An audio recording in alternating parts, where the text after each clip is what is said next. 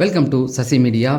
மக்களே, வீட்டுக்குள்ளே நான் காலைல சொன்ன மாதிரியே அந்த ப்ராங்க் ஒன்று நடந்தது. அதுக்கப்புறம் அஃபிஷியல் ஓட்டில் யார் முதல்ல இருக்கா அப்படிங்கிறதும் கானா வினோத் ஒரு விஷயம் பண்ணிக்கிட்டு இருக்காரு.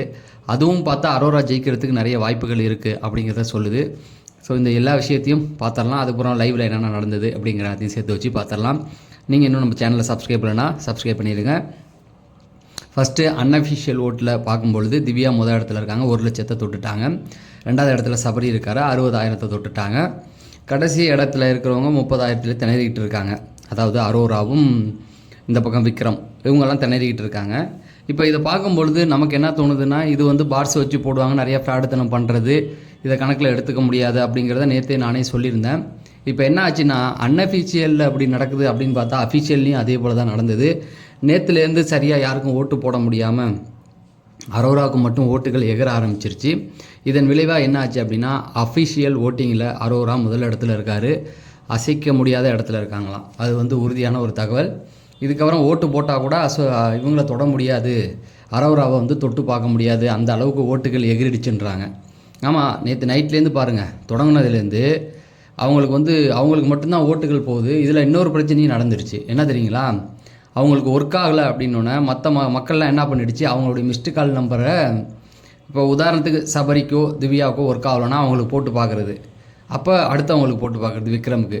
அதுக்கப்புறம் என்ன பண்ணுறது, அரோராவுக்கு ஒர்க் ஆகுதான்னு செக் பண்ணுறது, ரைட்டா? இப்போ அதுக்கப்புறம் கொஞ்சம் நேரம் கழித்து திரும்ப போட்டு பார்க்குறது, திரும்ப இது பண்ணுறது, திரும்ப அரோராவுக்கு போட்டு அரோராவுக்கு ஓட்டு போகுது. இப்போ இதில் என்ன ஆகுது அப்படின்னு பார்த்தீங்கன்னா, அப்போ அரோராவுக்கு ஒர்க் ஆகுது, மற்றவங்களுக்கு ஒர்க் ஆகலை, சேனல் ஃப்ராடுத்தனம் பண்ணுறாங்கன்னு சொல்கிறதுக்காகவே திரும்ப திரும்ப எல்லாரையும் இதை பண்ணி பார்க்க, முதல்ல அரோராவுக்கு ஓட்டு போட்டான், செக் பண்ணுறதுக்காக ஓட்டு போட்டாங்களா, அரோராவுக்கு எடுக்குதா இல்லையான்னு, அந்த ஓட்டும் கவுண்டரில் வந்துடுச்சு அப்படிங்கிற மாதிரி சொல்கிறாங்க. இமாலய ஓட்டை தொட்டுட்டாங்க அப்படிங்கிற மாதிரி சொல்கிறாங்க. இதுக்கப்புறம்லாம் கஷ்டம்தான் அப்படிங்கிற மாதிரி தான் சொல்கிறாங்க. மற்றவங்களுக்கு வாய்ப்புகள் இருக்க வாய்ப்பு இல்லை அப்படின்ற, நம்மளால் என்ன பண்ண முடியும், நமக்கு தெரிஞ்ச ஒரு விஷயம் தானே. அதாவது சாட்டர்டே சண்டே எபிசோட்லேயே பார்த்துட்டோம், அவங்களுக்காக ஒரு எபிசோடையே நிறுத்தி வச்சுட்டு குறும்படம் போட்டு அவங்க பக்கம் உள்ள நியாயத்தை அவர் நிரூபிக்க நினச்சார். அப்போவே நம்ம உஷாராயிருக்கலாம். டாப் 5ல் இருக்கிற முக்கியமான 3 பிளேயரை காவு வாங்கிட்டாங்க, அப்பயே நம்ம உஷாராயிருக்கணும். அப்புறம் ஒரு ஆப்ஷன் இல்லை, கடைசி நேரத்தில் ஓட்டிங்லேயும் இந்த மாதிரி வேலையை பார்த்துட்டாங்க. ஸோ நம்மளால் ஒன்றுமே பண்ண முடியாது மக்களே. அதான் நான் சொல்லிட்டேன்ல, வின்னர் அப்படிங்கிறது அந்த டீமும் அதை சார்ந்த மக்களும் அதை சார்ந்த நபர்கள் எடுக்கிற முடிவு தான். இவங்க ஜெயிப்பாங்க அவங்க ஜெயிப்பாங்க அப்படிங்கிற ஒரு தேவையில்லாத கற்பனையை வச்சுக்க தேவையில்ல அப்படிங்கிற மாதிரி தான் இருக்குது. என்னை பொறுத்த வரைக்கும் விஜய் சேதுபதி கொஞ்சம் மனசாட்சியோடு சில விஷயங்களை பார்த்து அந்த வின்னரை செலக்ட் பண்ணால் நல்லாயிருக்கும் அப்படிங்கிற மாதிரி தான் தோணுது. ஏன்னா இப்போ கானா வினோத் ஒரு இன்டர்வியூ கொடுத்துருக்காரு. இந்த கானா வினோத்துடைய இன்டர்வியூவில் என்ன நடக்குது அப்படின்னா, திரும்பவும் அன்னைக்கு பேசினார்ல, யாரோடைய சுயநினைவு பேச்சையும் கேட்டு நான் பெட்டியை எடுக்கலை, சுயநினைவோடு தான் எடுத்தேன்னு திரும்பவும் ஒரு வீடியோ கொடுத்துருக்காரு. ஏன் கொடுக்குறாரு அப்படிங்கன்னு எனக்கே தெரியல. நல்லா யோசிச்சு பாருங்களேன். ஒரு விஷயத்த அவர் சொல்லிட்டாரு, மேடையிலேயே அந்த பிக்பாஸ் லைவில் பார்க்காதவங்களா அங்கேயே நிற்க வச்சு சொல்லிட்டார்ல.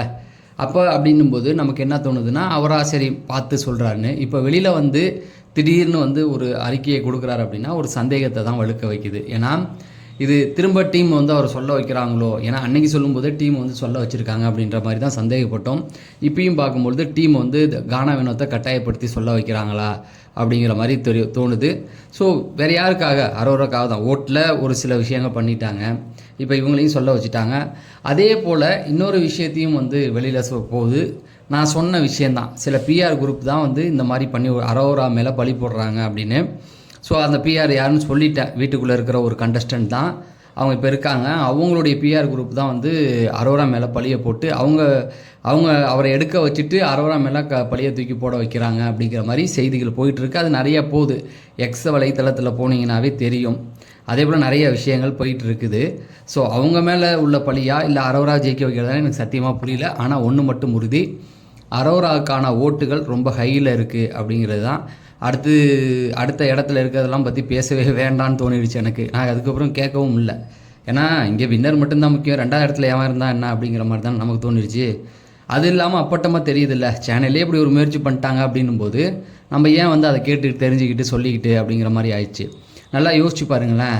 இப்போ நம்ம ஒருத்தவங்களுக்கு மிஸ்டு கால் கொடுக்குறோம், எல்லாம் சரியாயிடுச்சு, 4 பேருக்கும் இப்போ கால் பண்ணால் போகுது. நல்லா யோசிச்சு பாருங்கள். நீங்கள் ஒருத்தர் கால் பண்ணுறீங்கள, உதாரணத்துக்கு இப்போ சபரிக்கே கால் பண்ணுறீங்கன்னு வச்சுக்கோம், இல்லை திவ்யாவுக்கு, நீங்கள் கால் பண்ணுற அந்த ஓட்டு உண்மையாகவே சபரிக்கு தான் போகுமா? ஒருவேளை அது எப்படி நீங்கள் கன்ஃபார்ம் பண்ணுவீங்க? ஒருவேளை அது அரோராவுக்கு போய் சேர்ந்துச்சுன்னா யோசிச்சு பாருங்கள். நீங்கள் இப்போ கால் பண்ணுறீங்கல்ல சபரி நம்பருக்கு, அந்த சபரிக்கு தான் அந்த ஓட்டு ஆட் ஆகுதுன்னு உங்களுக்கு எப்படி தெரியும்? ஏதாவது கன்ஃபார்ம் பண்ணுறாங்களா? வணக்கம், நீங்கள் சபரிக்கு வாக்களித்துள்ளீர்கள், நன்றி அப்படின்னு ஏதாவது சொல்கிறாங்களா? இல்லை, ஒரே ஒரு மிஸ்டு கால் போகுது. அந்த மிஸ்டு கால் சபரிக்கு தான் அது ஓட்டாக கவுண்ட் ஆகும்னு நம்ம எப்படி நம்புறது? யோசிச்சு பாருங்கள். இவ்வளோ ஃப்ராடத்தனம் பண்ணவனுங்க அதில் பண்ண மாட்டானுங்களா? உண்மை தானே? சோராவை ஜெயிக்க வைக்க தான் முயற்சி பண்ணுறாங்க அப்படின்ற மாதிரி எனக்கு பக்காவாக தோணுது. அந்த மாதிரி பிளான்லாம் போது நான் கேள்விப்படுற செய்திகளும் அப்படி தான் வருது. அதனால் என்கிட்ட வந்து பெருசாக பெரிய ஓட்டிங் அப்டேட்லாம் இல்லை. இப்போக்கி அஃபிஷியல் ஓட்டிங்கில் அரோரா தான் முன்னிலை, அவ்வளோதான். அசைக்க முடியாத இடத்துல இருக்காங்க, அவ்வளோதான். அதில் எந்த ஒரு மாற்று கருத்தும் கிடையாது. இனிமேல் மாறுறதுக்கு வாய்ப்பு இருக்கா அப்படின்னு கேட்டிங்கன்னா முடியாதுன்னு தான் சொல்கிறாங்க. ஏன்னா ஒரு நாள் ஓட்டுகள் அப்போனா பார்த்துங்க. மிஸ்டு கால் கொடுத்து அவங்களுக்கு ஓட்டு போடணும்னு மிஸ்டு கால் கொடுத்தவங்களும் இருக்காங்க. இந்த செக் பண்ணுறதுக்காக பண்ணாங்கல்ல, அவங்களுக்கு உண்மையாகவே ஓட்டு மற்றவங்களுக்குல அவங்களுக்கு மட்டும் போதான்னு செக் பண்ண கூட்டமும் போட்டு பெரிய அளவில் போயிடுச்சு. பார்க்கலாம். என்னை பொறுத்த வரைக்கும் விஜய் சேதுபதி ஒரு ஒரு ஒரு மனசாட்சியோடு நடந்து கொள்வார். சேனல் என்ன வேணால் முடிவு பண்ணலாம். அந்த இதில் அவங்களுக்கு உண்மையாகவே எந்த அளவுக்கும் அவங்க டைட்டிலுக்கு டிசர்வ் இல்லை அப்படிங்கிறது அவருக்கு தெரியும்.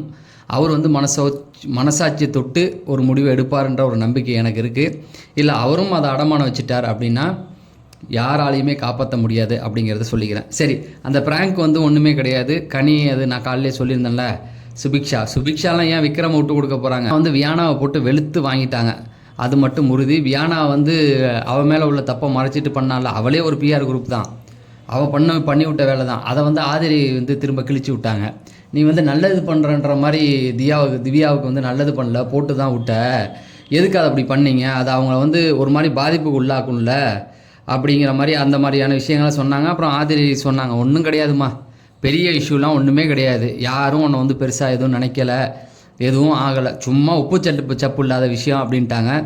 திவ்யா அதுக்கு மேலே அவங்க எப்படி எடுத்துகிட்டு போகிறாங்கன்னு தெரில, உயிரும். ஏன்னா சாண்ட்ரா போனதுக்கப்புறம் நேற்றுவும் உட்காந்து திரும்ப அதை தான் திவ்யா பேசிக்கிட்டு இருக்காங்க. அது தெரில, அது முடிஞ்சு போச்சு, அது எப்பயே முடிஞ்சாச்சு, பேசியாச்சு. அதில் ஒரு பெரிய பிரச்சனையே கிடையாது. அதில் சாண்ட்ரா மேலே தப்புன்னு எல்லாம் சொல்லியாச்சு. திரும்ப பிரஜன் வரைக்கும் ஒரு விளக்கம் கேட்க பாதி பிரஜன் தூக்கி போட்டு ஓடிட்டார், பெருசாக விளக்கம் கொடுக்கல. அதே போல் தான் இப்போ ஆதிரி செம்மையான ஒரு விளக்கத்தை கொடுத்துறான். அது ஒன்றுமே கிடையாதுமா, ஒன்றுமே கிடையாது, தூக்கி போட்டு அடுத்ததை பாரு. அப்புறம் தான் அந்த வியானா ரம்யா அதுங்கெல்லாம் சும்மா அதுங்க ஏதோ கோத்து ஒன்றுன்றதுக்காக போட்டு விட்டுச்சு, அதுங்க முன்னுக்கு பொண்ணு மரமாக போட்டுச்சு அப்படிங்கிற மாதிரி சொன்னாங்க. மற்றபடி பெரிய அப்டேட்லாம் எதுவுமே கிடையாது. இன்றைக்கி நைட்டு நள்ளிரவு வீடியோவில் பார்த்தா மட்டும்தான் தெரியும் என்னென்ன நடக்க போகுது அப்படிங்கிறத. சரி, பொறுத்திருந்து பார்ப்போம். நிறைய அப்டேட்டுகள் வந்தால் கொடுப்பேன் அப்படிங்கிறத சொல்லி விடைபெறேன். நன்றி, வணக்கம்.